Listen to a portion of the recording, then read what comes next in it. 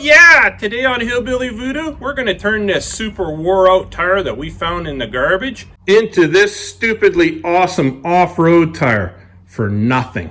That's right, a tire we found in the garbage into a crazy off-road 44-inch tire for nothing. Stick around, see what type of Hillbilly Voodoo we had to do to create this thing. On our giant ATV here, I think we're going to start doing a few little, I guess you call them housekeeping type things. They're not super exciting, but they're projects that need to get done in order for this machine to actually probably function the way it should. We got our tires all mounted up on our rims here. Two of them have fairly good tread. Not super good, but fairly good. And two of them, well, they're damn near bald. Yeah. Not much there at all. These are big super singles off the front of, well, a big semi truck. I actually think these ones came off of a cement truck. That doesn't really matter. Anyways, what we're going to have to do is groove these tires. Now, my subscribers have probably seen me try different methods in the past of coming up with a groover. I do have a hot iron, hot knife, whatever you want to call it, from wherever you're from. I do have different types of groovers that I've made. So I think it's time to tackle these tires. Now, these super singles aren't something that get recapped here very often. So they're pretty much, when they get to a point where nobody wants to deal with the fact that they're hydroplaning and stuff like that, they get chucked in the garbage, which is kind of unfortunate because it says right there, what does that say? It says regroovable. So that usually means once you get down to the wear marks, which these tires are at the wear marks, that means that you should still have 3/8 of an inch to re-groove these tires from that wear mark, not from here, from there. So you should have 3/8 of an inch to dig into these tires. So let's go through the process, try to figure out what tread pattern we're going to put back into these bald ones, because that one there used to look like that one there. As you can see, there's quite a large difference. So anyways, enough with the babbling and yapping here. Let's see what we can do to make these tires good for off-road. Now that is the disclaimer, good for off-road. Don't try to do this crap and put it back on the highway because you're a cheap-ass truck driver that doesn't want to maintain their vehicle. Your tires will blow up. You will crash, you will die, and you'll probably kill somebody in the process of doing that. Yeah, it's a pretty sad state of the universe that I have to make that statement. But anyways, let's go into the shop here. I already have one that I've started on, and I'll show you the process of what I'm doing. Now we're in the shop here, and this is a tire that we have started on so far. You can see, oh, focus you. Yeah, way less than a 1/4 inch, but 1/8 of an inch of tread left in that tire groove. And you can see that we've hacked on this side already, and we are, well, where are we there? We are now, focus, well over 3/4 of an inch, 1/2 an inch. So we've gained some meat. We've opened that tread pattern up, so it should be good in the dirt and the mud. And I guess I'll show you the process that I'm going through to do this. Now, why am I doing this right now?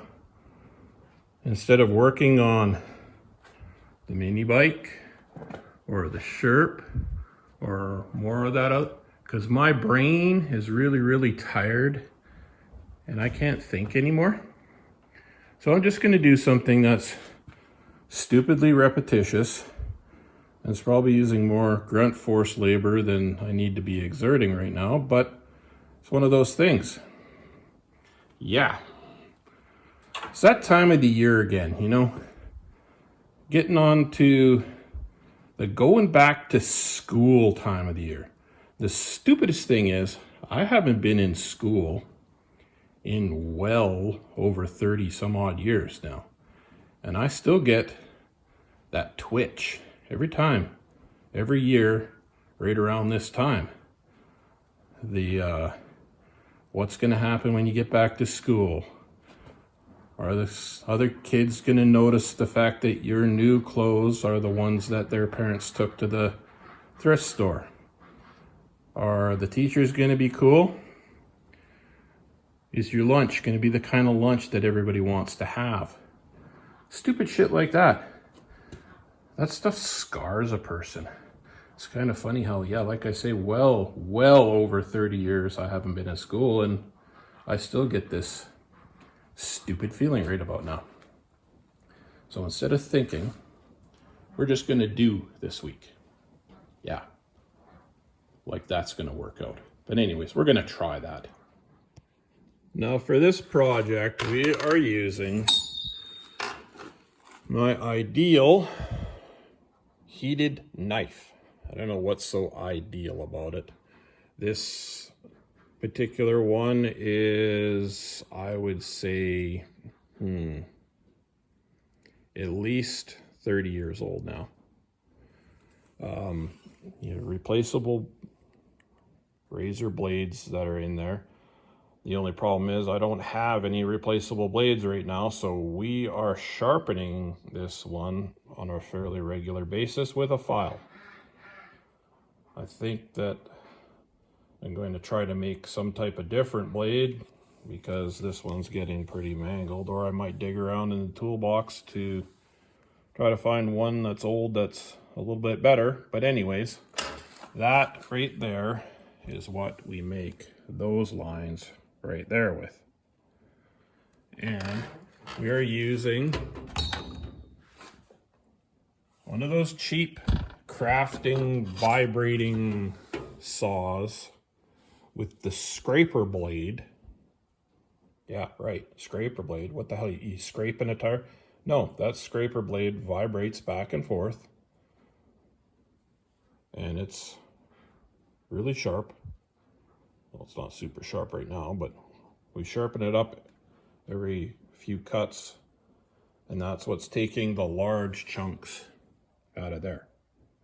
You guys following along so far? Try not to bore you too much with this episode. There's not going to be a whole lot of technical crap going on, but at least you'll get an idea of what it takes to do these tires. Now, you can purchase these groovers. I just saw one the other day for $30 on that Googling jungle website thing. Anyways, you know what I'm talking about. $30 to the door. It's probably a hell of a lot cheaper in other countries. Maybe more expensive than other countries, but that's what it is here in Canada. That crafting saw on sale. If you know where we're from, you know where that brand comes from. Canada. You know what brand that comes from. Yeah, anyways. That was on sale for $18. So this project really doesn't cost a whole lot of money. For tools anyways. And I don't know how long this crafting saw is going to last, because I've had it for quite a number of years now, but this is the first time I've really used it on hacking tires like this. So yeah, blah, blah, blah, blah, blah, blah. You guys probably don't care. But anyways, if you do care, keep watching. Maybe subscribe if you're not already subscribed. If you're not already subscribed, then what the hell's the matter with you?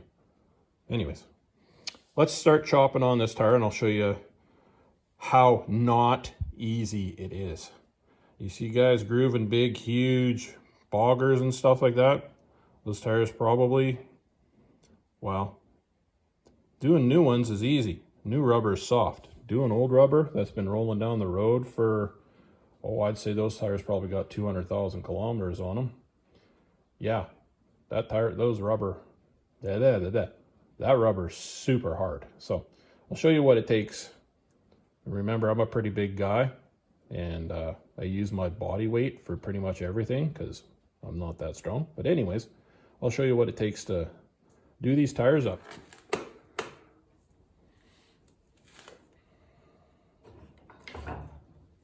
Now, before I plug this thing in and get it stupidly hot, I'm going to take my file and try to clean up that razor cutting edge a little bit. Like I say, it's pretty mangled, so I don't know how far we're going to get before I have to figure out a different alternative here. The duller it is, of course, the harder you got to push. And when I say that I'm not very strong, I can still bench press my own weight. And my own weight is, your results may vary. And like I say, I try to use my weight as much as possible because this is a huge tire and it's going to take quite a while.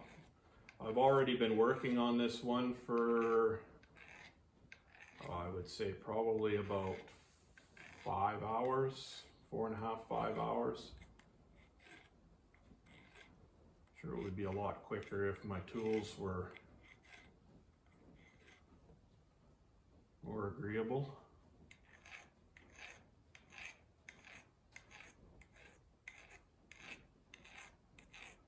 Well, there you go. Let's plug her in and get her hot.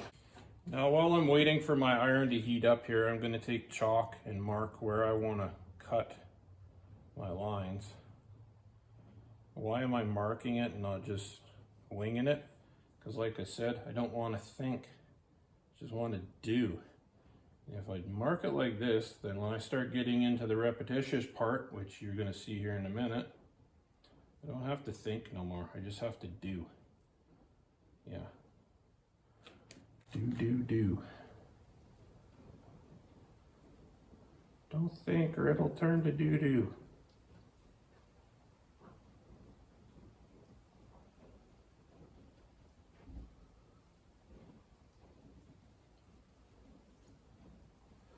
The reason I'm cutting on these lines is so that I can break these blocks up with our little vibrating, yeah, you guys will see, just keep watching. Once that iron gets hot enough there, then we'll start hacking on this. But let's see if we got enough heat in this thing yet. Like I say, this iron is getting very old and it's been used for a variety of different things other than grooving tires, so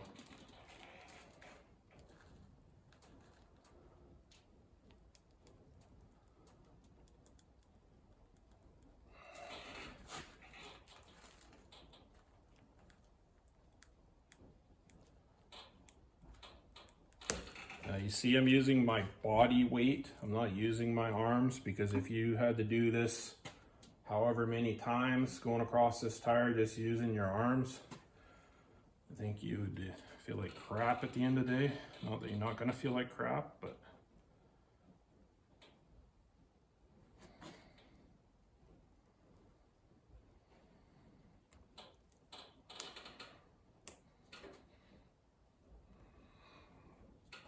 now remember, you're doing this, and you're doing this on highway truck tires, semi tires. These are made of a different rubber compound. They're designed to last a really long time on asphalt. The rubber is really hard. Harder than tractor tires, harder than car tires. Like I say, these tires are designed to last a couple 100,000 kilometers. So this is kind of an extreme case.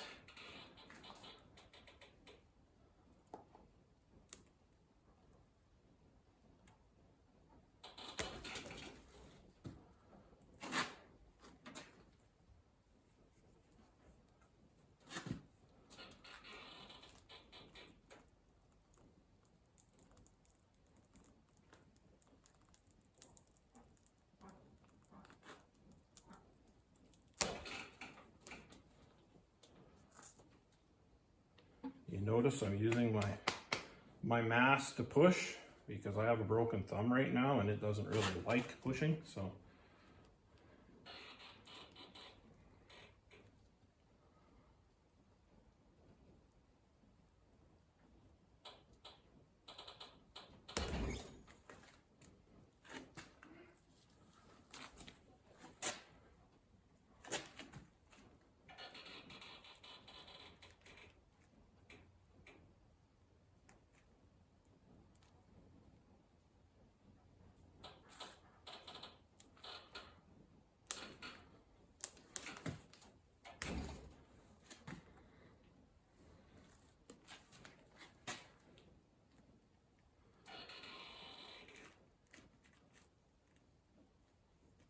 You see, as the iron gets hotter, cuts a little quicker. I'm sure if this razor knife was razor sharp, then it would be razor quick, but it's not. So you use what you got to make what you want, right?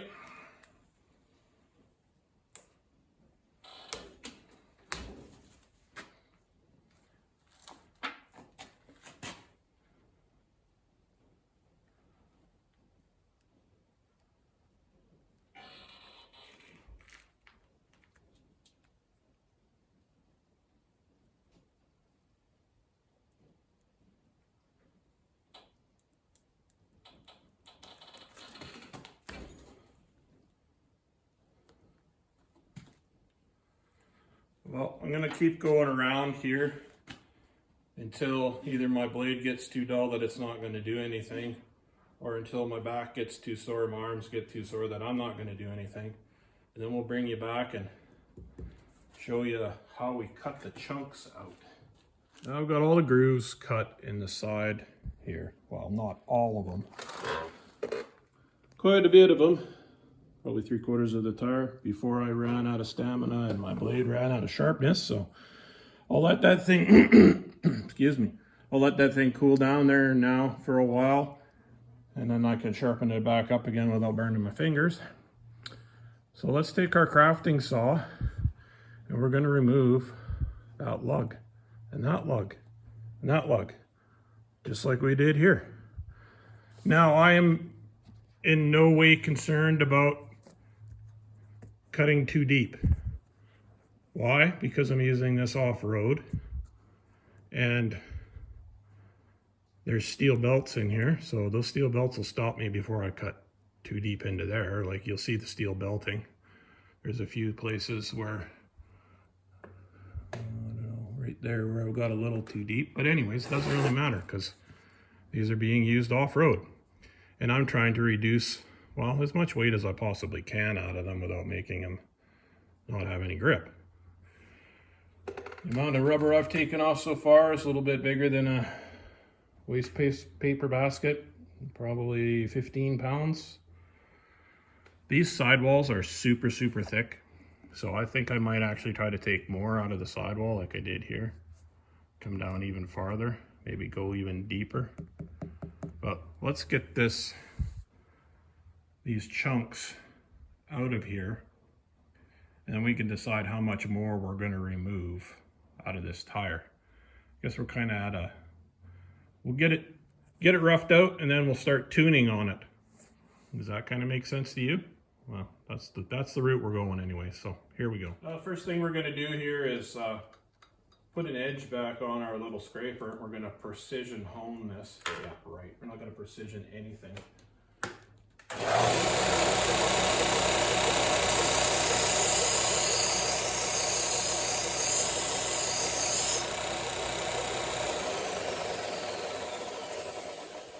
Get you sharp enough. Now, I did not go super deep with my cuts with my grooving iron because you don't have to go super deep. We can make it super deep with this. But I just wanted to kind of get the block, first part of the block out of there so that we can continue. So.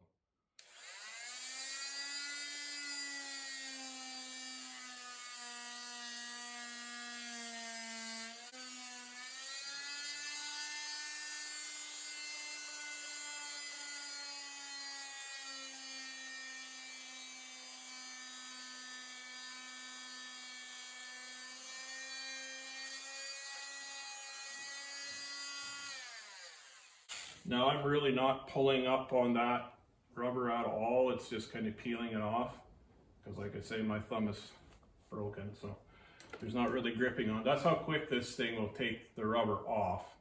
Now we're going to take and put it on its side like this and cut down to give us guidelines to remove the rest of that block.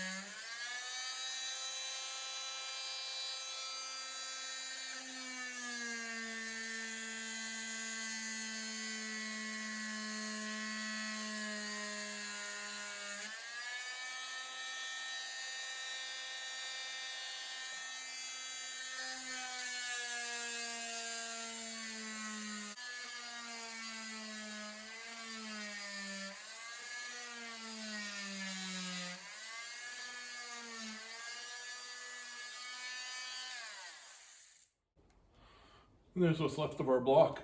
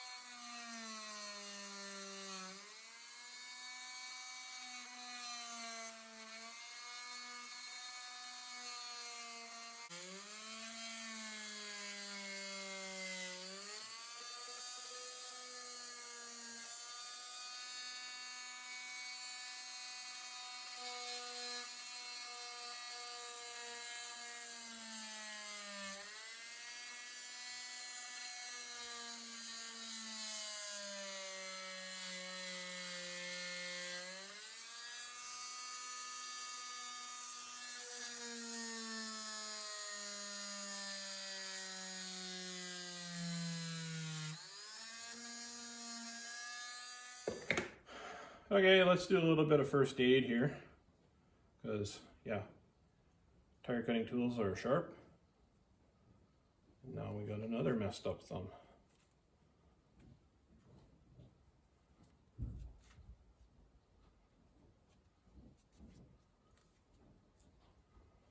Does it need a band-aid? I don't know, I just don't want to have ick all over my tools.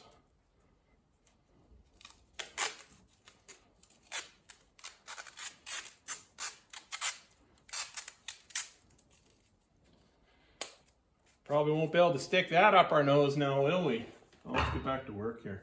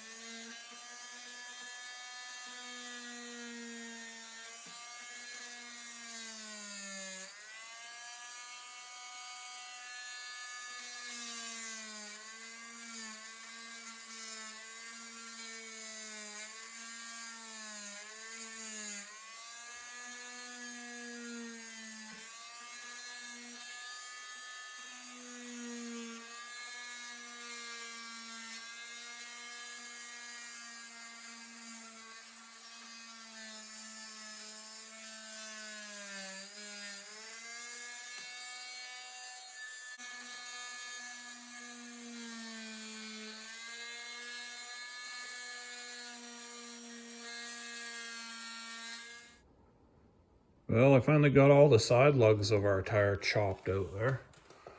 Looks pretty good. Took a lot of meat out of it. I started carving with the grooving iron across to open up these tread blocks. As you can see, there's no lines left in them. I'm not really liking the width of that groove though, so I think we're going to take our rotary cutter thing here that I built. If you want to check that out, subscribe to the channel, go check it out. See the different tire groover that I built and the different methods that I was trying out, because I knew that I was going to be doing this eventually down the road. And I also have to groove the tires that are on the Sherp there, and those are going to take a whole lot of meat out of them. So let's try this rotary groover to see if we can open these slots up a little bit more. I can see those filling up with dirt and this just being like a giant ski or a... Yeah, let's try that out and see what it does.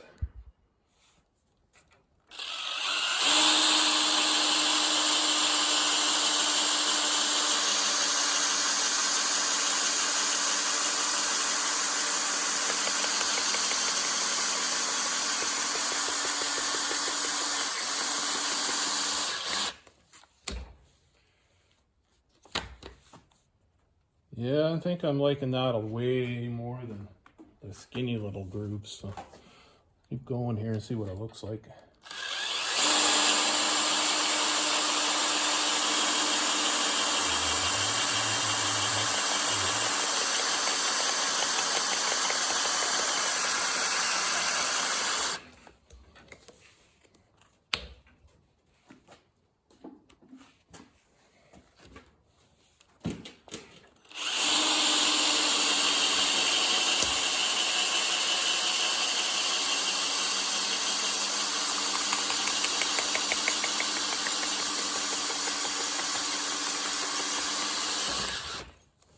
Little flapping noise you're hearing is the rubber flipping around inside here.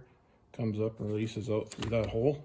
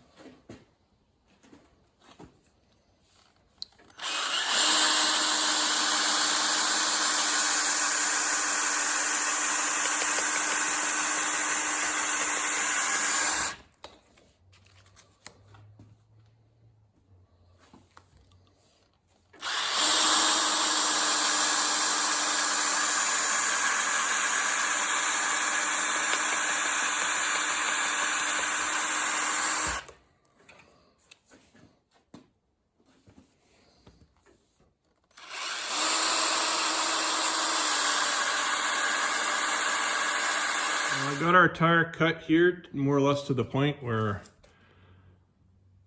yeah, it's usable. Before I go any farther though, I need to check our local regulations on use of tire or use of tread on tundra and wetland, protected wetland, because I know that there's certain regulations about the width of the lugs, and I believe they have to be 1 inch or less on protected wetland or tundra. Now that could be a very old regulation from way back when I was playing in tundra. Not that I do it a whole lot anymore, but I might as well cut these tires so that they abide by the regulation if there is any anymore. So I'm going to leave these tires where they are because they're usable as they are. But if I do any more modification on them, then I kind of want them to be to the wetland and tundra regulation. Yeah, it's some kind of weird thing about block size and width and yeah, all that weird stuff. So anyways, we have just successfully turned a free tire out of the garbage into probably, well, if you were to go purchase this tire new, it would be well over $1,000. Yeah, well over $1,000. I don't think I've ever seen a 44-inch tire with, yeah, any type of off-road tread for under $1,200 here in Canada. So yeah, well, we'll leave this video here. Like, subscribe, all that other good YouTube stuff. And remember, use what you got, even if it's a tire you found in the garbage, to make what you want. Super off-road tire. I'll see you guys later.